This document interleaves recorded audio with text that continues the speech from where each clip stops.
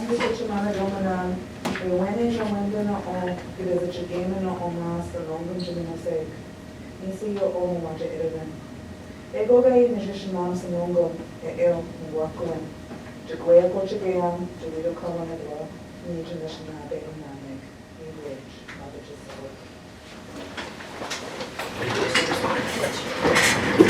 Good morning, Donna. Will you do roll call, please? Maura, Kim Plotstein. Here. Susan McBurger. Here. Tony Benton. Excuse? Randy Audio. Here. Bill Baker. Here. Buddy Curtis. Here. Eddie Edwards. Here. Susie Imlad. Here. Liz Julio. Here. Gary Linsfoot. Here. Rodney Linsfoot. Here. And I'm here. We have a quorum. Need approval of the agenda for June 15th, 2022. I do have one addition. Under Doreen, amendment to ERAP policy.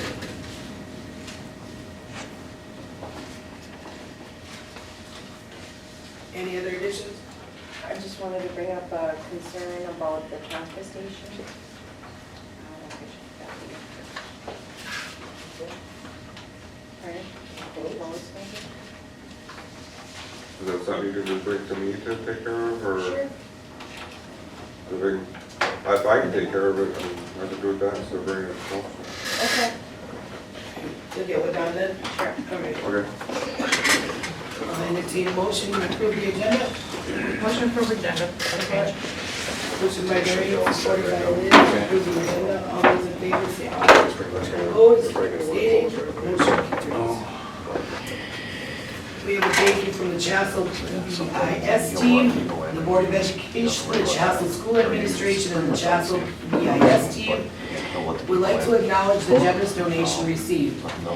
Your monetary donation of $150 will be used by the Chassel PBIS team to further expand our positive behavioral interventions and supports framework.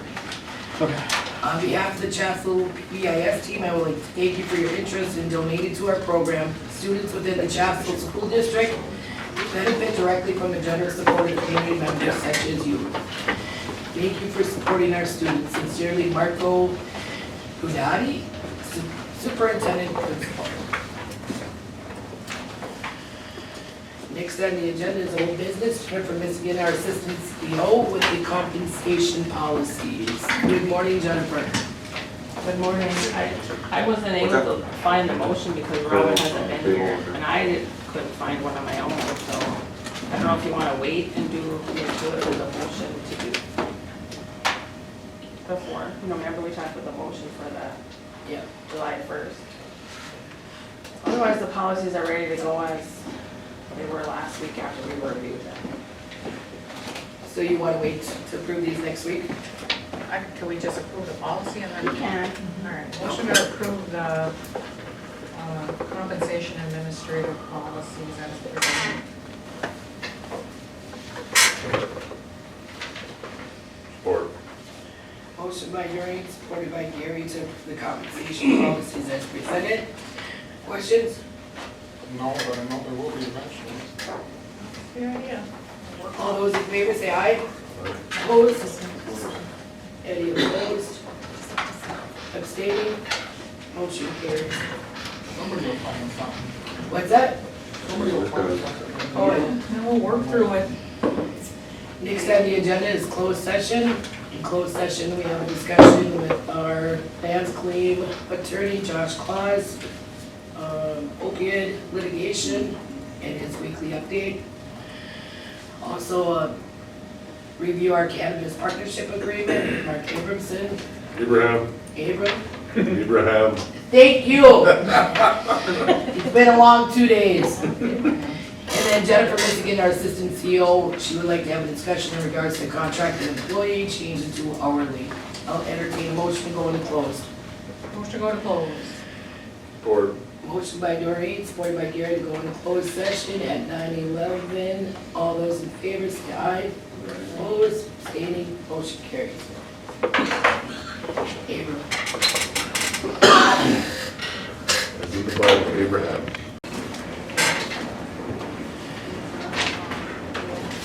Is Heather out there? Mike, is Heather out there? Heather? Do we do Mike? Well, Mike, come on in if you want to What am I? go to the US oil agreements. Okay.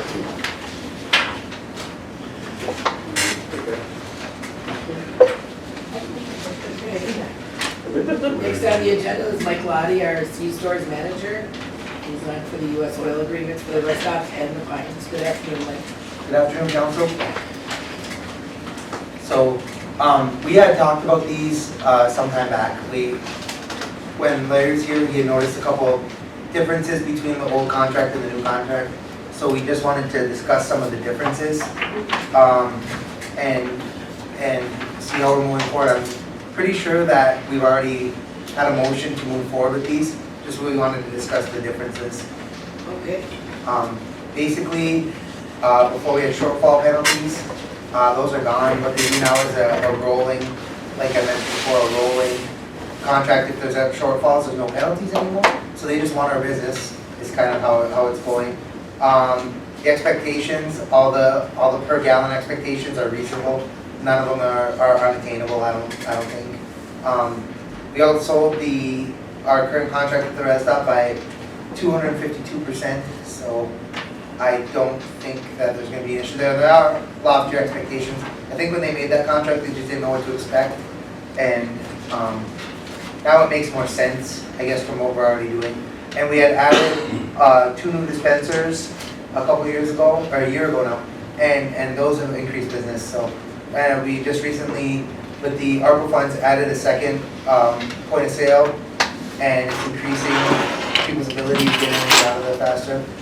There's no more gathering or kind of bunching up by the registers. We try to utilize more of the space of what we have anyway. Not a lot of space there. So. But as far as the contracts go, like I said, I don't see any issues with them. Jalen can. Yeah, so this is essentially pretty much almost the same contract that we had signed before. It's a very standard contract. Just a couple things to note on my end is obviously that this is a 7-year agreement. So it's shorter than the agreement that we have with them currently, which is a 10-year agreement. However, to reiterate, there is the maximum of 2 years that will roll over if we do not meet quota. But as Mike said, there's no issues with the Pines or the Res Stop meeting quota, so that shouldn't be a problem. One thing that I wanted to really highlight is a gas shortage, in the event of a gas shortage, because as you know, gas prices are through the roof right now. We don't really know what could happen in the future with, having a gas shortage. So if there is a gas shortage, US Oil is and will allocate any available supply of products that they have to kind of fix the commitments that they need to make. So they'll make sure essentially that we get gas and diesel should we need it. Another thing that I wanted to touch base on, which I told you all was coming, is it's on page 10, number 14. It is the force majeure clause.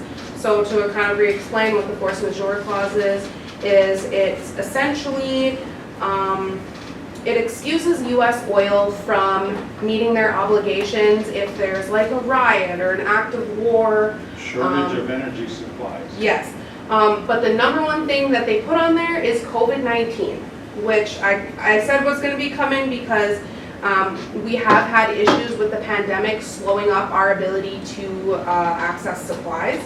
So it is in there that should the pandemic cause them to not be able to get us gasoline or diesel when they should, they're protected legally from that. Just COVID? It says pandemic, including without limitation COVID-19. So, God forbid monkeypox comes along, that's included in there.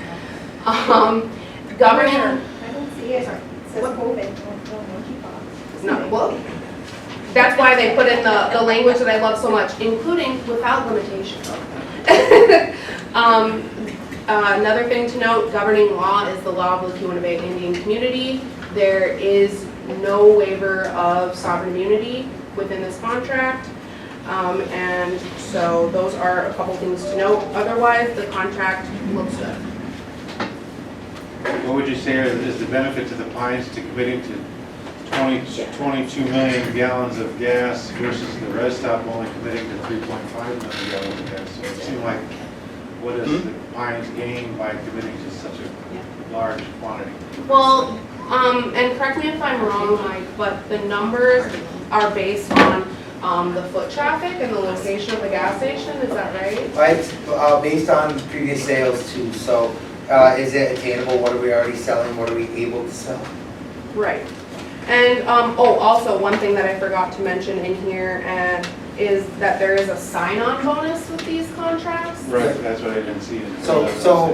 Oh, you were talking about financial benefit. Okay, so there's two monies involved here. They had a, like a, not a brand update, but it's faceless, geez, what did they call it? They call it an equipment bonus. Yeah, so what it is to upgrade some stuff that's getting old, which we have a lot of stuff like that.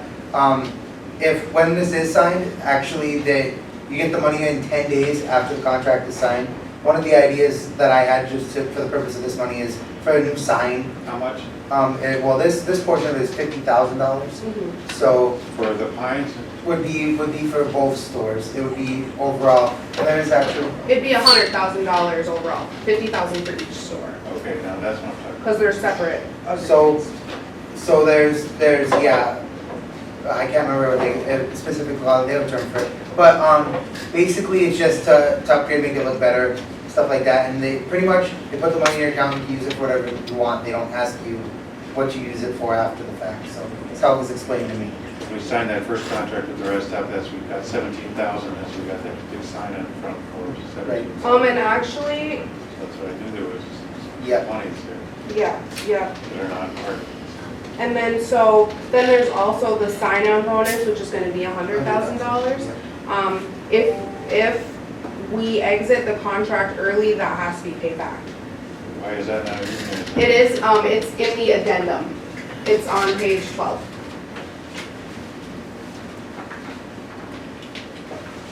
So Jalen, in that contract, did it say there was 50,000 for both locations? I think the total was 50,000. Well, So it should have been, these are two separate agreements. Okay. So Rest Stop would get what's in their contract and Pines would get what's in theirs. okay, So it can't be for both stores, it's each. okay, I must have The missed. rest stop is 10,000. Yeah, because the rest stop is less. Right. And the Pines is 50,000. Pines is the 50, yeah. Right. And then the 100,000 is for the sign-on bonus. Yep. But actually, 17,000 in 2014. So they acknowledge what they do. Right. Right. One of the nice things is this is the same, There's no bonus to the rest stop. They have a $10,000 sign-on 10,000. bonus. And then these new agreements would supersede the 2014 agreement. So it would essentially replace the old agreements. It doesn't say there where it's going to go, the bonus, it says they paid us 17,000 back in 2014, but by signing a new agreement, we're just going to get a cash $10,000 for signing bonus? Yep, and then the 100,000 for the Pines. The Pines gets 100,000. Yep. 100,000 in equipment monies and 100,000 in signing bonus. Yep. 210,000 total between the two contracts of signing bonuses and equipment. Yep. Then we can use those monies to fix the BP. Could be, but there is a lot of, so we adopted, I had requested to designate some of the ARPA money to new dispensers. And I think that the decision was made to use that money into casino instead. Our dispensers are really old. With our throughput, we're long past the life of our dispensers. So an estimated replacement's around 220,000. So I don't know if we want to do that. Otherwise, Which dispenser are you talking about? at Pines. So we had those replaced in 2013, I believe.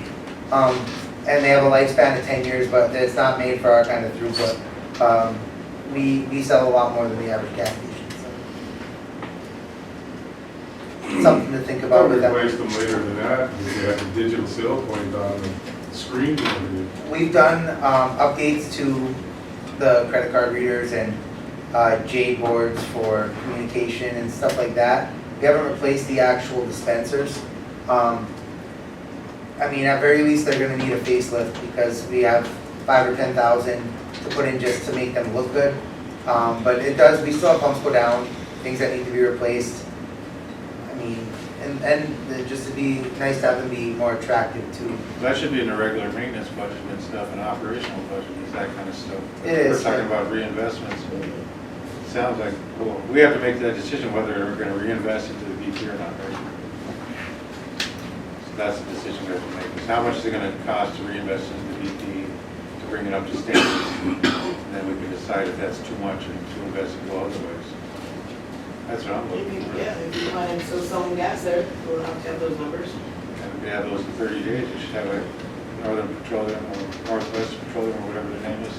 Yep, and then. Provide an estimate to get the shore of that tanks and fix those concrete mounds where the tank dispensers go, and fix those underground cracked pipes. That should probably be $250,000. Yeah, and for the dispensers themselves at BP, we have Gilbarco dispensers, and Northwest Petroleum doesn't actually service those. It's US Petroleum and Equipment Services, so it's a little different. But also another thing that we opted not to do at BP a couple years ago was we needed to do the EMV upgrades for the credit card readers at the pump. We opted not to do it there because we didn't know what was going to happen with BP. So we're gonna have to do those two, which is going to be an additional cost. If we, That's what we need to know, what all those costs are. right, well, council had already voted on that also, so I can bring that back up if you wanna revisit that. We want to bring that I back. remember this coming here before. Well, we're back in the same boat, right? We are, We are. it's a pre-COVID thing. So yeah, it's a lot of money to get going, but I can We get some don't numbers. know how much. It's probably more now. Significant amount. And I'll get numbers. Mike, do you need a motion on these agreements, or have you? I think a motion's already been made. I'm not sure if we just wanted to discuss the money aspect of it, of the sign-on bonus and things like that, because I believe council made a motion on this. Or do a motion on it.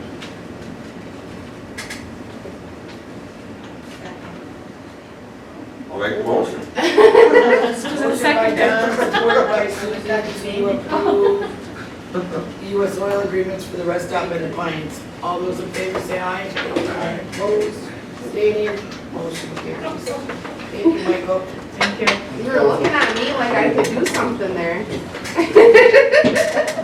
Next up on the agenda is Heather Woodhead, our health promotions coordinator. She has a ITC subcontractual agreement for Families First Prevention Services Act expansion. Good afternoon, Heather. Hello. This is a brand new opportunity that we have from the federal council. It's not a continuation of the program that we already had. Does anyone have any questions, or do you want me to explain? I don't want to explain something you may have already read. I want to talk about the scope of the actual work that the person's going to be doing. And they're going to be doing home visits. For what purpose? And is it going to be limited to a narrow purpose, or is it going to be open up to a lot of other things that the tribe could do a home visit on, or is it very narrow? So it is primarily for 0 to 5. It's very similar to what we already do for home visits. We'll use the same family spirit curriculum that our home visitors are already trained with, and it'll work with a lot of the same families. That is prenatal and children age 0 to 5, so that's the pregnant moms too. This person will be able to work a little more in-depth with some of the families that we feel may be at risk for a child protective services. So right now our home visitors see clients and help them as much as they can. This person will have more flexibility in their schedule to block out an extended period of time to work with certain families that our home visitors or our social services feel need a little extra time and education that may help prevent a CPS case being open for them. That's their primary purpose, prevent a CPS case. Yes. And is that for the purpose of protecting the parents or the child? The child, essentially, educating the parent to help protect the child. This person wouldn't necessarily, the extreme cases that go to CPS where there's removal, this person wouldn't work with. This person would be working with